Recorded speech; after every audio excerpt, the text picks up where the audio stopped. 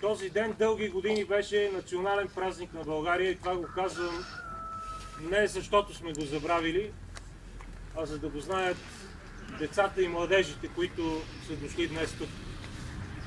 Защото въпроси като този какво е станало на 9 септември ще стават все повече. За съжаление, натам тръгна нашата държава да си забрави героите, да си забрави партизаните, да си забрави борците. Да се откажем от това, което е станало на 9 септември. Искам да кажа на всички. Българската социалистическа партия е партията, която ще запази този ден и този празник. От забравата на времето и от платените с чужди пари неправителствени организации и техни говорители по радиото и телевизията. Не са млъкнали от 3 дни. Всеки слуша радио. Всеки чете вестници.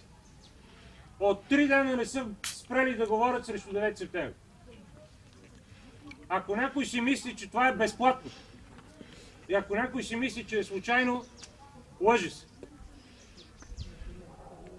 През Втората световна война, Отечествената война, в партизанските отряди загинаха десетки хиляди граждани и синове на България. Това не е измислен празник. Това не е преврат. Това е резултат от съпротивата на целия български народ по време на Втората световна война. Срещу германския нацизъм, срещу италианския фашизъм. В редовете на Червената армия до Драва и до Австрия с десетки, стотици и хиляди загинали български войници. Това е 9 септември. В резултат на този ден и на тази победа в България беше създадена републиката. Политическа цел, завещана от Васил Левски и нарушена след освобождението на България. Когато беше докарана династията на Батенберг, а след това и на Кобургите. И които доведоха двете катастрофи в България, военните катастрофи. Това са историческите факти. Каквото и да говори националната телевизия, която на този ден е антинационална.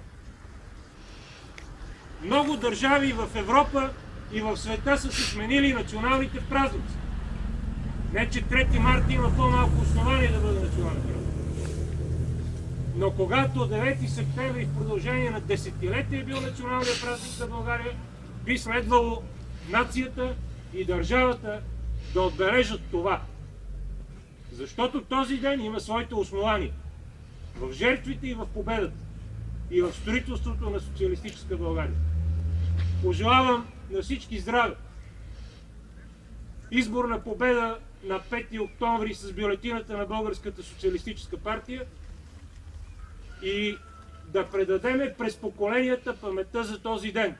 Защото това е най-големия политически връх на българската държава през 20 век. След поредица от военни поражения, след Ньойския мир, след подписаните унизителни капитулации, на 9 септември България участва в голямата победа над нацизма в Европа. И е срам за цяла България, че го е забравил този ден. Победа на 5 октомври.